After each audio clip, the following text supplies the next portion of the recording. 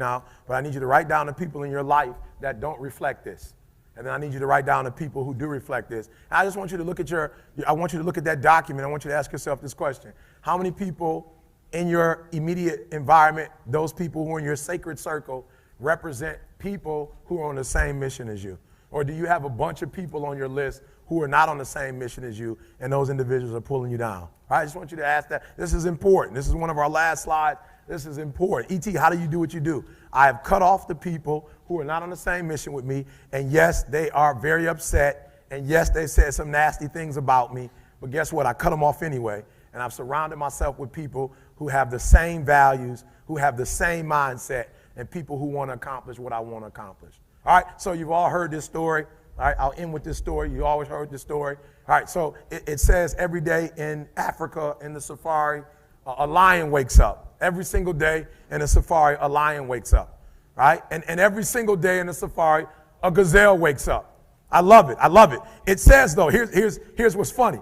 It says that if you wake up and you're a gazelle, you realize if you're going to survive as a gazelle, if you're going to survive, you must outrun the slowest gazelle. All right? In your mind, you're thinking you got to outrun the fastest lion. That's not the truth. You just got to stay ahead of the slow gazelle. That's it. That's it. You're going to catch that gazelle because you're all the way up front. All right? So every single day when you wake up, whatever it is that you do professionally, you better make sure you're not in the back of the pack. You better be as close to the front, if not up front, as possible, because every single day when the lion wakes up, it's only one thing on that lion's mind, and that is catching the gazelle that couldn't keep up. Now, this is critical. This is not just a story. This is critical because what the gazelle realizes is that the way it operates, that the way it performs, that the way it goes about its daily business is contingent upon life and death. That if that gazelle does not do what he or she is supposed to do, it will be eaten by a lion. But I love it.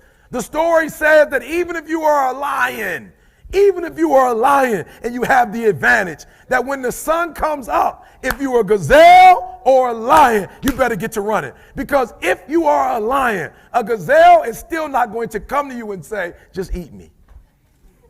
No, you better hear what I'm saying, because there's those of you in this room, you're past the mark that Glenn is talking about, and somewhere in your mind, you're thinking they're not talking to me, they're talking to somebody else. And no, you have to understand, I don't care how deep you are as a lion. When you wake up, nothing is going to come to you. Nobody's going to give you anything. They're still not giving stuff to ET. I still have to work. I still have to fly 20 hours to get to Australia. I still have to go to London. I still have to do free stuff in Detroit. I still have to drive. I'm a lion. And when the sun comes up, I still have to get to running. Here's the challenge, though. I asked myself when I read that story, that's what's on the surface. I read it and I started asking myself, E.T., what's the difference between a gazelle and what's the difference between a lion?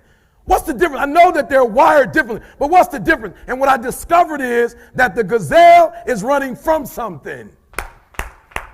The gazelle is running from something. So as long as the lion is chasing the gazelle is running. But as soon as the lion stops chasing the gazelle, it stops.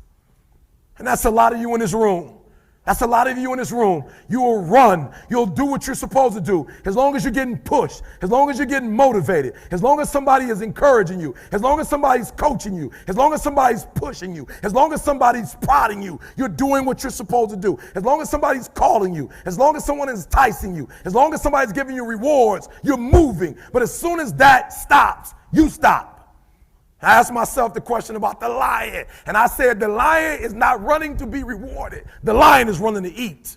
Every single day, the lion is running to eat because the lion realizes when he kills the gazelle, not only does he eat the gazelle, but he brings it back home. So you've got to ask yourself, I leave you. You've got to ask yourself, what's your why? What motivates you? What pushes you? What drives you? And if that thing is internal, if nobody has to call you, if nobody has to prod you, if nobody has to reward you, if nobody has to give you anything, if you are self-motivated and self-regulated, you can have it, you can be it, you can do it.